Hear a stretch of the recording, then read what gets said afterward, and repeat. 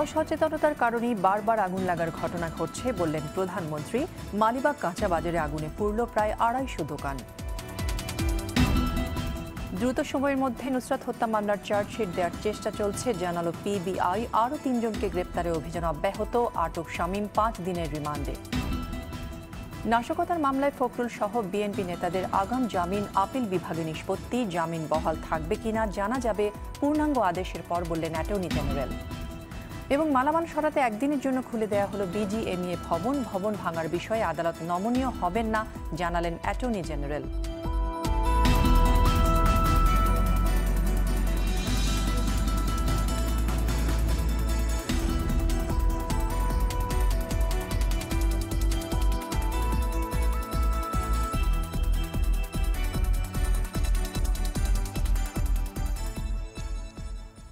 আসসালামু আলাইকুম, সবাইকে স্বাগত জানাচ্ছি আরটিভির দুপুরের সংবাদে। শুনছিলেন মার্কেন্টাল ব্যাংক শিরোনাম, আপনাদের সঙ্গে আছি আমি সঞ্জিদা হক।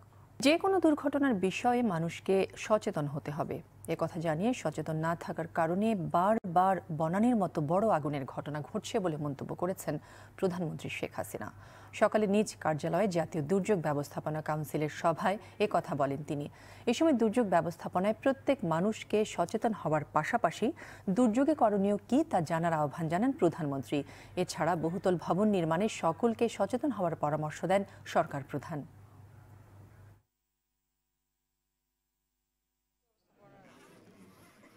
আমাদের একটা বহুতল ভবনে আগুন লাগলো। সেখানে যে জিনিসটা লক্ষণীয় ছিল যে সেখানে যারা কর্মরত ছিলেন তাদের মাঝে কোনো সচেতনতা ছিল না। এমনকি সেখানে যে ফায়ার এক্সিট আছে সেটা সম্পর্কেও তা জানে না। আগুন লাগলে কি করতে হবে বা পানিতে পড়লে কি করতে হবে বা কোনো ঝড় আসলে কি করতে হবে, এই ব্যাপারে নিজেদের একটা নিজস্ব প্রস্তুতিও থাকা দরকার। খুব ছোট আকারে কিছু দিক নির্দেশনা, এই নির্দেশনাগুলি ব্যাপকভাবে প্রচার করা দরকার। প্রত্যেকটা প্রতিষ্ঠান স্ব প্রতিষ্ঠানের জন্য যেমন করবে, আর জাতীয়ভাবে এটা করতে হবে যে কোনো দুর্যোগ আসলে আমাদের করণীয়টা কি। মাদ্রাসা ছাত্রী নুসরাত জাহান হত্যা মামলার আসামি আলিম পরীক্ষার্থী মোহাম্মদ শামীমের ৫ দিনের রিমান্ড মঞ্জুর করেছেন আদালত। দুপুরে ফেনীর সিনিয়র জুডিশিয়াল ম্যাজিস্ট্রেট শরাফুদ্দিন আহমেদ এই আদেশ দেন। এর আগে ৭ দিনের রিমান্ড চেয়ে তাকে আদালতে হাজির করে পিবিআই। শুনানি শেষে আদালত ৫ দিনের রিমান্ড মঞ্জুর করেন। বাদীপক্ষের আইনজীবী শাহজাহান সাজু জানান, হত্যাকাণ্ডে মোহাম্মদ শামীম জড়িত ছিল। সে কেরোসিন সরবরাহ করে। একই আদালতে গতকাল স্বীকারোক্তিমূলক জবানবন্দি দিয়েছে আরেক আসামি শরীফুদ্দিন আহমেদ। এ সময় হত্যাকাণ্ড সম্পর্কিত নানা বিষয় স্বীকার করে সে।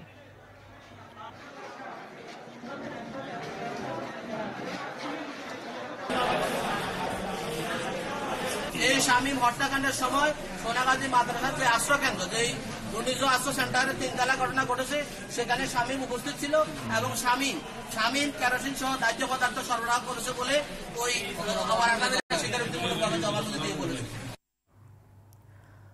দর্শক, ফেনী আদালত চত্বরে রয়েছেন আমাদের সহকর্মী আজাদ মালদার। সরাসরি যোগ দিচ্ছেন তিনি আমাদের সাথে। আজাদ, নুসরাত হত্যা মামলায় তদন্তের অগ্রগতি সম্পর্কে আমাদের জানান। জি সঞ্জিদা, আপনি জানেন যে আমাদের ফেনী মাদ্রাসা ছাত্রী নুসরাত হত্যাকাণ্ডের ঘটনার সাথে জড়িত এই পর্যন্ত পুলিশ এবং পিএবি 18 জনকে আটক করেছে। তার মধ্যে আজকে সকালবেলা শরীফ শামীম নামে একজনকে আদালতে 5 দিনের রিমান্ড মঞ্জুর করেছে। এই মুহূর্তে এই আপনার হাফেজ আব্দুল কাদেরকে আদালতে তোলা হয়েছে। তাকে 174 দ্বারা জবানবন্দি নেওয়া হবে এবং আমাদের তিনি সিনিয়র জুডিশিয়াল ম্যাজিস্ট্রেট আদালতের বিচারক শরাফুদ্দিন আহমেদের আদালতে তাকে তোলা হয়েছে। তার 174 দ্বারা জবানবন্দি নেওয়া হবে। আপনাকে আরো জানিয়ে রাখি যে এই নুসরাত হত্যাকাণ্ডের ঘটনার সাথে জড়িত আরো প্রায় 26 থেকে 28 জন আসামি সন্দেহের তালিকায় রয়েছে। তাদেরকে ধরার জন্য একটা অভিযান অব্যাহত রয়েছে বলে আমাদেরকে গোপন সূত্রে জানানো হয়েছে। পাশাপাশি যারা এই ঘটনার সাথে জড়িত রাঘব বোয়াল, তাদেরকেও ধরার প্রক্রিয়া চলছে। এটা নিয়ে কালকেও গতকাল ডিআইজি হেডকোয়ার্টার থেকে একটি তদন্ত কমিটি এখানে তদন্ত করে উনি চলে গিয়েছেন। এই ছাড়া এখানে বিভিন্ন সংগঠনের পক্ষ থেকে মানববন্ধন এবং বিক্ষোভ মিছিল এবং প্রতিবাদ মুখর হয়ে উঠেছে। মোটামুটি কথা, সোনাগাজী ঘটনাকে কেন্দ্র করে তিনি অনুষ্ঠান নগরীতে পরিণত হয়েছে, টক অফ দ্য টাউনে পরিণত হয়েছে। সেখানে এই প্রিন্সিপাল সিরাজউদ্দৌলা বিভিন্ন নানা অপকর্মের কথা লোকজন প্রতিবাদ মুখর হয়ে আন্দোলনের সংগ্রামে অবতীর্ণ হয়েছে। তারা এই দৃষ্টান্ত হত্যাকারীদের নুসরাত হত্যাকাণ্ডের ঘটনার সাথে যারা জড়িত তাদের দৃষ্টান্তমূলক শাস্তি দাবি করেছে। পাশাপাশি এই ঘটনার সাথে যারা রাঘব বোয়াল জড়িত তাদেরকে খতিয়ে বের করার জন্য এবং আইনের আমলে এনে দৃষ্টান্তমূলক শাস্তি দাবি করছে এলাকাবাসী এবং সুশীল সমাজের নেতৃবৃন্দ। এই ছিল আমার কাছে সর্বশেষ তথ্য। নুসরাত। আজাদ, আপনাকে অসংখ্য ধন্যবাদ। দর্শক, এতক্ষণ ফেনী থেকে নুসরাত হত্যা মামলার তদন্তের অগ্রগতির খবর জানাচ্ছিলেন সহকর্মী আজাদ মালদার। যৌন নিপীড়ন মামলার প্রতিশোধ নিতে ফেনীর সোনাগাজী মাদ্রাসার অধ্যক্ষ সিরাজউদ্দৌলা নুসরাত জাহান রাফিকে খুন করে আত্মহত্যা বলে চালিয়ে দিতে চেয়েছিলেন, তবে লিলেনের ওড়না দিয়ে হাত পা বাঁধায় তা তাড়াতাড়ি পুড়ে যায়। তাই রাফি সাইক্লোন সেন্টারের ছাদ থেকে দৌড়ে নিচে নামতে পেরেছিলেন। আরটিভিতে দেয়া বিশেষ সাক্ষাৎকারে এমন সব কথা জানালেন police bureau of investigation PBI প্রধান বনোজ কুমার মজুমদার। বললেন, দ্রুত সময়ের মধ্যে মামলার চার্জশিট দেয়া হবে। আরাফাতুর রহমানের রিপোর্টে বিস্তারিত। পিআইবি প্রধান ডিআইজি বনোজ কুমার মজুমদার জানান, পরীক্ষায় প্রশ্ন দেওয়ার নাম করে নুসরাত জাহান রাফিকে যৌন হয়রানি করে আসছিলেন মাদ্রাসার অধ্যক্ষ সিরাজউদ্দৌলা। ঘটনা জানিয়ে বান্ধবী তামান্নাকে একটি চিঠিও লেখেন রাফি। ঘটনা জানাজানি হলে অধ্যক্ষের বিরুদ্ধে মামলা করেন রাফির মা। মামলায় গ্রেফতার হয়ে সিরাজউদ্দৌলা জেলে গেলে সেখানে তার সঙ্গে দেখা করেন রাফি হত্যা মামলার কয়েকজন আসামি। তাদের কিছু একটা করার তাগিদ দেন সিরাজ। মাদ্রাসার টাকা পয়সার একটা ব্যাপার আছে, তো সে বারবার ওদের প্রেশার দিচ্ছে যে আমার জন্য কি করছো, তো তাদের করতে দেখান লাগে। তো দেখানতে গিয়ে সে তার আন্দোলন শুরু করে, তারা স্মারকলিপি দেয়। তো একটা সময় তাদেরকে ডেকে বলছে, আবার যখন তারা কি করে এটা বলে আসতে যায়, নেতা মানুষ বলে আসতে, তখন সে বলছে দরকার হলে সরাই দাও। তখনই তারা আবার 4 তারিখে একটা মিটিং করে, সন্ধ্যাবেলা মিটিংয়ে একটা 20 সদস্য কমিটি করে। তখন তারা প্ল্যান করে এবং শাহাদাতি মূলত উপস্থাপন করে যে এইভাবে মারা গেলে এটি আত্মহত্যা হতে পারে। বোরকার দায়িত্ব দেওয়া হয় একজনকে, কেরোসিন আনে, মেসকাঠি নিয়ে আসে, সেটা হলো আর একজনের। তারপর তারা এমন একটি পরিস্থিতি সৃষ্টি করে যে ওখানে মনে করেন মঞ্চের নাটক দৃশ্যায়ন হচ্ছিল। একে আত্মহত্যার ঘটনা সাজিয়ে রাফিকে খুন করার ষড়যন্ত্র করেন সিরাজউদ্দৌলার 20 সহযোগী। ঠিক হয় পরীক্ষার দিন ষড়যন্ত্র বাস্তবায়ন করা হবে। ওকে মেয়েটাকে ফ্লোরে শোয়াইয়া হাত পা বেঁধে ও যাতে চিৎকার না করে, ওখান থেকে চিৎকার করলে শোনাও যায় না, ক্যাম্পাসটা বড়, ওই জন্য ওর মুখ এবং মাথা চেপে ধরছিল। ফলে যখন কেরোসিন করে এই ঢালে নিচ থেকে ওর হাতে যেন না পড়ে, কারণ ও তো অ্যাক্সিডেন্টের শিকার হয়ে যাবে, ও তো স্বাভাবিক বের হয়ে যাবে, ওই কারণে ওইটা রয়ে গেছে। ওনা দিয়ে যে হাত আর পা বাঁধছে, ওটা তো আগে পড়ছে, তখন তো মাথা পড়ে নাই, ফলে ও আগুন লাগা অবস্থায় বেরোয় আসতে পারছে। মামলার আসামিরা রাফিকে খুনের জন্য সাইক্লোন সেন্টারের ছাদকে বেছে নেয়। তাদের ধারণা ছিল চারদিকে উঁচু দেয়াল থাকায় সেখানে চিৎকার করলেও কেউ শুনতে পাবে না। যদি আত্মহত্যা হতেই যায় তাহলে সেখানে এই দাহ্য পদার্থ নিয়ে সে কেমনে গেল, আবার তার ভাইকে কেন আটকানো হলো। মানুষ আগেই রাগের ঠেল মাথার উপর ঢালে কেরোসিন, যেহেতু এর মধ্যে আমরা খবর পেয়েছি স্যার কেরোসিনের জ্ঞান আসতেছে সন্ধ্যার দিকে, মাথায় ঢালে, কিন্তু তার তো মুখমণ্ডল পড়ে নেই। এদিকে এই ঘটনায় সোনাগাজী থানার সাবেক ওসি মোয়াজ্জেমের বিরুদ্ধে করা সাইবার অপরাধ মামলা নিষ্পত্তির জন্য গঠন করা ট্রাইব্যুনালে পিআইবি থেকে মহিলা এএসপি নিয়োগ দেওয়া হয়েছে। আমাদের একজন এএসপি, উনি মেয়ে, ওকে আমরা নিয়োগ করেছি। আরাফাতুর রহমান, আরটিভি, ঢাকা। এদিকে 3 জেলায় সড়ক দুর্ঘটনায় 7 জন মারা গেছেন। সকালে দিনাজপুর সদর উপজেলার চুনিয়াপাড়ায় অটোরিকশাকে চাপা দেয় যাত্রীবাহী বাস। এতে ঘটনাস্থলেই অটোরিকশার 3 যাত্রী নিহত হন। এরা হলেন নাটোরের বাগাতিপাড়া উপজেলার আশরাফুল আলম, তার মেয়ে আইভি এবং অপর যাত্রী সাজদার খলিফা। তাদের মরদেহ Dinajpur M Abdur Rahim medical college হাসপাতালে নেওয়া হয়। পুলিশ জানায় দুর্ঘটনার পর চালক বাসটি নিয়ে পালিয়ে যায়। এদিকে ব্রাহ্মণবাড়িয়ার সরাইল উপজেলার বেড়তলায় মোটরসাইকেল দুর্ঘটনায় মারা গেছেন 2 আরোহী। ওভারটেক করতে গিয়ে সামনে থাকা গাড়ির নিচে চাপা পড়ে 2 জনের মৃত্যু হয়। জেলার কসবা উপজেলার নোয়াপাড়ায় ট্রেনের ধাক্কায় এক যুবক মারা গেছেন। এছাড়া ফেনীর দাগনভূঞার কভার্ড ভ্যান অ্যাম্বুলেন্স মুখোমুখি সংঘর্ষে অ্যাম্বুলেন্স চালক নিহত হন। রাজধানীর হাতিরঝিলে গাড়ি পোড়ানো মামলায় বিএনপির মহাসচিব মির্জা ফখরুল ইসলাম আলমগীর, স্থায়ী কমিটির সদস্য মির্জা আব্বাস, বরকতুল্লাহ বুলুর হাইকোর্টের দেয়া জামিন স্থগিত চেয়ে রাষ্ট্রপক্ষের আবেদন পর্যবেক্ষণ সহ নিষ্পত্তি করেছে আপিল বিভাগ। সকালে এই আদেশ দেন সর্বোচ্চ আদালত। তবে জামিন বহাল থাকবে কিনা পূর্ণাঙ্গ আদেশের পরে তা জানা যাবে বলে জানিয়েছেন অ্যাটর্নি জেনারেল মাহবুবে আলম।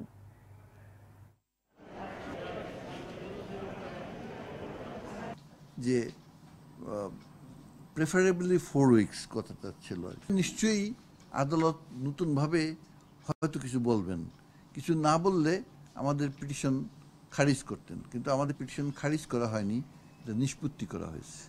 রায়টা পাওয়ার পরে আমরা বুঝবো যে হাইকোর্ট ডিভিশন যে সমস্ত ক্ষেত্রে চার্জশিট দাখিল পর্যন্ত জামিন দিয়েছিলেন, যদি আপিল বিভাগ সেই আদেশটা ওই পর্যন্ত না বহাল রাখে, আগাম জামিন দেওয়া যাবে নির্দিষ্ট একটা সময়ের জন্য। যদি এইরকম সিদ্ধান্তে অটল থাকেন, তাহলে যাদের জামিন দেওয়া হয়েছিল চার্জশিট দাখিল পর্যন্ত, সেই জামিন আর থাকবে না। প্যারোলের নামে খালেদা জিয়াকে মাইনাস করার সরকারের অশুভ চক্রান্ত সফল হবে না বলে হুঁশিয়ার করেছেন বিএনপির সিনিয়র যুগ্ম মহাসচিব রুহুল কবির রিজভী। তিনি বলেন, প্যারোলের বিষয়ে বিএনপি কিছুই জানে না, অথচ কিছু গণমাধ্যম এ নিয়ে মন গড়া খবর ছাপাচ্ছে। নয়াপল্টনে দলীয় কার্যালয়ে এক সংবাদ সম্মেলনে এসব কথা বলেন তিনি। রিজভীর অভিযোগ, সরকারি দলের লোকজনের আশ্রয়ে ফেনীতে আগুন দিয়ে নুসরাতকে হত্যা করা হয়।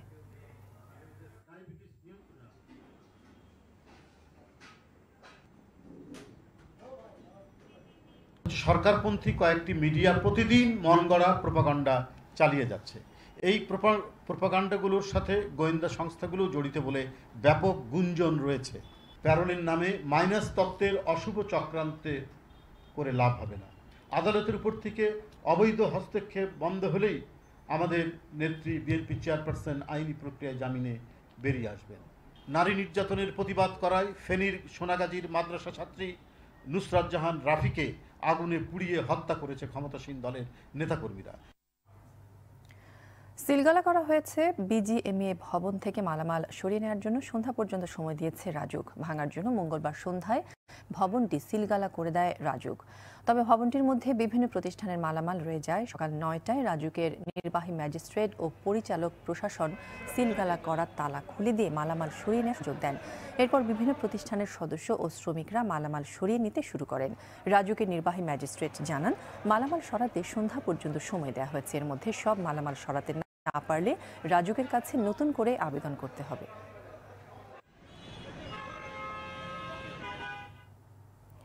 এদিকে বিজিএমইএ ভবন ভাঙার বিষয়ে আদালত নমনীয় হবেন না বলে জানালেন অ্যাটর্নি জেনারেল। আদেশটা হলো বিজিএমইএর প্রতি দেওয়া আছে, তারা যদি এই ব্যাপারে পদক্ষেপ না নেয় সেক্ষেত্রে রাজুককে আদেশ দেওয়া আছে। রাজুক যেই বিজ্ঞাপনটা দিয়েছে সেটা হলো এরকম যে ভাঙার জন্য আলাদা কোনো খরচ হবে না, মালামাল নিয়ে যাবে, সেই দামটা এখন কোটেশন দিতে হবে, এবং বলেছেন যে তারা যদি না ভাঙে সেক্ষেত্রে রাজুক ভাঙবে। আবাসিকে গ্যাসের প্রিপেইড মিটার বসানো গেলে অপচয় ঠেকানোর পাশাপাশি গ্রাহকের অর্থ সাশ্রয় হবে, এমন মত ভোক্তা ও বিশ্লেষকদের। তবে বাস্তবতা হচ্ছে, মিটার বসানোর ব্যাপারে ধীর গতিতে এগোচ্ছে তিতাস কর্তৃপক্ষ। তারা বলছেন, অবকাঠামোর কাজ অনেক দূর এগিয়ে গেলেও ডেটা সেন্টার পুরোপুরি সচল না হওয়ায় সব এলাকায় মিটার দেওয়া যাচ্ছে না। এদিকে শিল্পে ইভিসি মিটার ব্যবহার নিয়ে ভোগান্তির কথা জানিয়েছেন শিল্প মালিকরা। গ্যাস খাত নিয়ে সেলিম মালিকের ধারাবাহিক রিপোর্টের শেষ পর্ব ছবি তুলেছেন আলাউদ্দিন আলী। রাজধানীর মিরপুরের বেশ কয়েকটি বাসায় বসানো হয়েছে গ্যাসের প্রিপেড মিটার। এর আগে বিদ্যুতের প্রিপেড মিটারে ভুতুরে বিলের অভিযোগ থাকলেও গ্যাসের ক্ষেত্রে এমনটি হবে না বলে আশা গ্রাহকদের। গ্যাস আছে কিন্তু গ্যাসটা তারা ব্যবহার করে না, তাদের ওই সরকারি রেটটা টাকাটা দিতে হয়, এই ক্ষেত্রে তাদের সেভ আছে। ভালো মতো যাতে আমরা ইউজ করতে পারি, গ্রাহকরা ইউজ করতে পারে, সেই জন্যই এই সরকারের দৃষ্টি আকর্ষণ করতেছি। বিশ্লেষকরা মনে করেন, আবাসিকে গ্যাসের শৃঙ্খলা ফেরাতে প্রিপেড মিটার সহায়তা করবে। বাইরের কোনো মহল এসে কোথাও বিশেষ সুবিধা দিয়ে চাপ বৃদ্ধি করলো কোনো এলাকায় চাপ বৃদ্ধি করলো না, এবং তার ফলে দামের হেরফের হলো এবং একের দাম আরেকে দিয়ে দিল, এই জিনিসটা তাহলে নষ্ট হয়ে যাবে। যে পরিমাণ গ্যাস আমরা ব্যবহার করি তার চেয়ে প্রায় দ্বিগুণ মূল্য আমাদের কাছ থেকে নিয়ে যাচ্ছে। মিটার থাকলে সেটা যদি রেকর্ডেড হতো তাহলে আর এটা সম্ভব হতো না। এখানে দুটো জায়গায় আপনাকে নজর দিতে হবে। একটা হচ্ছে মিটারিং সিস্টেমটা সুন্দরভাবে বসাতে হবে এবং এটাকে মনিটর করতে হবে যে এখানে কোনো দুর্নীতি হচ্ছে না। মিটার বসানো নিয়ে বিতরণ প্রতিষ্ঠান তিতাস গ্যাসের সবশেষ তথ্য বলছে 2015 সাল থেকে গত মাস পর্যন্ত সারা দেশে 1,10,400 মিটার বসানো হয়েছে। অথচ 2020 সালের মধ্যে 2 লাখ মিটার বসানোর লক্ষ্য আছে তিতাসের। আমাদের ডেটা সেন্টার যেটা দিয়ে প্রিপেইড অ্যাক্টিভিটিসটাকে পরিচালিত করা হয় সেটি অবকাঠামোভাবে নির্মাণ কাজ শেষ হয়ে গেছে, তবে সফটওয়্যারের ডেভেলপমেন্টের কাজটা একটু বাকি আছে। এটি আগামী 2 সপ্তাহের ভিতরে সম্পন্ন হবে। তারপর আমরা ব্যাপকভাবে প্রিপেইড মিটার অ্যাক্টিভেট করতে পারবো এবং একটা পর্যায়ে আসবে প্রিপেইড মিটার স্থাপন এবং অ্যাক্টিভেট করার সংখ্যা প্রায় পাশাপাশি চলবে। এদিকে দীর্ঘ প্রতীক্ষার পর বেশ কয়েকটি শিল্প কারখানায় ইভিসি মিটার বসানো হলেও বিল নিয়ে ভোগান্তি কমছে না। আমাদের মিটারে যতটুকু পর্যন্ত গ্যাস প্রেসার শো করছে, কিন্তু আমরা বাস্তবে ব্যবহারে যা ততটা পাচ্ছি না। এখানে হাওয়ার পরিমাণ বেশি। যেটা স্যাংশন দেওয়া আছে 10 প্রেসারের ভলিউমটা দিয়ে তারা বিলটা করতেছে। এতে করে দেখা যায় আমি অরিজিনালি প্রেসার পাচ্ছি 4, কিন্তু উনি আমার কাছ থেকে বিল নিচ্ছে 10-এর। তাতে দেখা যাবে আমার ডাবল টাকা উনি নিয়ে নিচ্ছে, কিন্তু আমি কিন্তু গ্যাস পাচ্ছি না। এ নিয়ে তিতাস কর্তৃপক্ষের সঙ্গে যোগাযোগ করা হলে কেউ কথা বলতে রাজি হননি।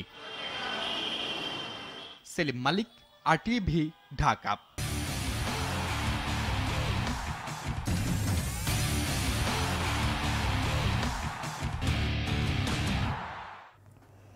এবারে মধুমতি ব্যাংক বঙ্গমাতা আন্তর্জাতিক গোল্ড কাপের খবর। বিশ্বে পরিচিতি বাড়ানোর পাশাপাশি বঙ্গমাতা অনূর্ধ্ব-19 নারী আন্তর্জাতিক গোল্ড কাপ বাংলাদেশের নারী ফুটবলকে আরও এক ধাপ এগিয়ে নিয়ে যাবে। আর জাতীয় দলের পাইপলাইনকে আরও সমৃদ্ধ করতে নারী পেশাদার লীগ আয়োজনের সিদ্ধান্ত প্রায় চূড়ান্ত। RTVর সঙ্গে একান্ত সাক্ষাৎকারে এসব বললেন বাফুফে মহিলা কমিটির চেয়ারম্যান মাহফুজা আক্তার কিরণ।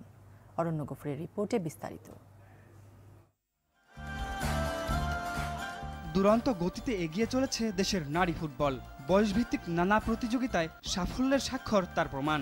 এখন জাতীয় দলের গণ্ডিতে সাফল্যের আশায় লাল সবুজের মেয়েরা। এ মেয়েদের ফুটবলার হিসেবে গড়তে যার ভূমিকা সবার আগে তিনি মাহফুজা আক্তার কিরণ। পর্দার অন্তরালে ঘাম ঝরিয়ে যাচ্ছেন সুবিধাবঞ্চিত তৃণমূল থেকে উঠে আসা মেয়েদের পেশাদার ফুটবলের সুবিধা পৌঁছে দিতে। তারই অংশ বঙ্গমাতা আন্তর্জাতিক গোল্ড কাপের আয়োজন। ফজিলাতুন্নেসা মুজিবকে আমাদের সম্মানিত করা উচিত। গোটা দেশবাসীকে তাকে আরও ভালোভাবে পরিচিত, তার অবদানকে পরিচিত করানো উচিত। এবং আমাদের মেয়েরা যারা ফুটবল খেলছে, বাংলাদেশে মহিলা ফুটবল অনেক ভালো করছে এবং তারা এগিয়ে যাচ্ছে। তো বঙ্গমাতার মাধ্যমে যদি মেয়েদের এই লেভেলের একটা ইন্টারন্যাশনাল টুর্নামেন্ট হয়, তাহলে ওয়ার্ল্ড ওয়াইড মেয়েরা আরও পরিচিত হবে এবং বাংলাদেশের মহিলা ফুটবল আরও এক স্টেপ ইন্টারন্যাশনালি এগিয়ে যাবে। সারা বছর বাফুফের তত্ত্বাবধানে চলছে মেয়েদের প্রশিক্ষণ ও আবাসিক ক্যাম্প। অন্যান্য ফুটবল দেশের তুলনায় এটা ব্যতিক্রম হলেও ক্লাবগুলো দায়িত্ব নেবার আগ পর্যন্ত এটা চালিয়ে যেতে প্রতিজ্ঞ বাফুফের মহিলা কমিটির চেয়ারম্যান। লিগ হলে ক্লাবগুলো দায়িত্ব নিতেন এবং বাফুফের দায়িত্ব কমে যেত, সেটা অবশ্যই ভালো হতো। বাট আমরা সেই অবস্থানে যেতে পারিনি। আপনি তো জানেন যে মেয়েদের ফুটবল করা অত সহজ ছিল না। বাট এখন আমি মনে করি this is the right time. এখন আমাদের লিগ করা উচিত এবং অলরেডি আমরা মিডিয়াতে অ্যানাউন্স করেছি আমরা এন্ড অফ দ্য অক্টোবর আর ফার্স্ট উইক অফ নভেম্বর আমরা লিগ চালু করব 6 থেকে 8টা টিম নিয়ে। টানা দ্বিতীয় মেয়াদে ফিফা ও এফসির কাউন্সিলর নির্বাচিত হয়ে বয়ে এনেছেন দেশের সম্মান, যা দেশের ফুটবল উন্নয়নের কাজে তার জন্য অনুপ্রেরণার উৎস। আপনি যখন একটা মাদার অর্গানাইজেশনে থাকবেন, তখন আপনি ডিসিশন মেকিং সবগুলো ব্যাপারে আপনি কথা বলতে পারবেন। সে কারণেই অবশ্যই পজিটিভ। বাট এখানে ফিফার কতগুলো নিয়ম আছে, বাট আমি অবশ্যই আমার ওপিনিয়নটা আমি সেখানে প্লেস করতে পারবো। এটা বাংলাদেশের জন্য অনেক বড় পজিটিভ। অদূর ভবিষ্যতে নারী ফুটবলে আরো বড় পরিসরে উঠবে বাংলাদেশের পতাকা, এমন স্বপ্নে ছুটছেন মাহফুজা আক্তার কিরণ। ধন্যবাদ জানাতে চাই আমার গোটা দেশবাসীকে যারা আমার ক্রাইসিস মোমেন্টে আমার পাশে ছিলেন। অরণ্য গফুর, RTV, ঢাকা। এরই সঙ্গে শেষ করব দুপুরের সংবাদ। তবে শেষ করার আগে মার্কেন্টাইল ব্যাংক শিরোনামগুলো জানিয়ে যাব আরও একবার।